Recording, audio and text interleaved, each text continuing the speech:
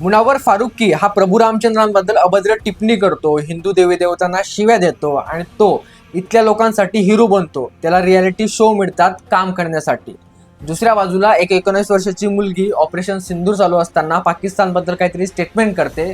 तिला 1500 किलोमीटर दूर येऊन अटक केली जाते. भारतामध्ये जर तुम्ही हिंदू देवी देवतांना शिव्या दिल्या, त्यांच्यावर मीम बनवले, तर तुम्ही फ्रीडम ऑफ स्पीचचा योग्य उपयोग केला म्हणून तुम्हाला हिरो बनवलं जातं, तुम्हाला प्रसिद्धी मिळते. दुसऱ्या बाजूला जर तुम्ही हिंदू असाल आणि जर तुम्ही एखाद्या धर्माबद्दल टिप्पणी केली, तर तुम्ही फ्रीडम ऑफ स्पीचचा चुकीचा उपयोग केला म्हणून तुम्हाला अटक केली जाते.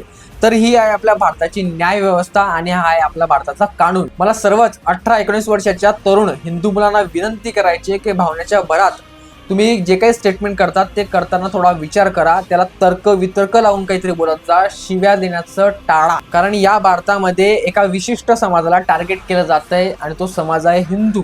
आणि तुम्ही जर हिंदू असाल आणि जर तुम्ही असं काहीतरी धाडस करत असाल तर तुमच्या पाठीमागे कुठलीच पॉलिटिकल पार्टी किंवा तुमचा भाऊ दादा उभा राहणार नाही. मित्रांनो, नुपूर शर्माचं पूर्ण पॉलिटिकल करिअर खराब झालं आणि आयुष्यभर त्यांच्या जीवाला धोका असणार आहे. त्यामुळे तुम्ही आम्ही एकदम साधारण आहात.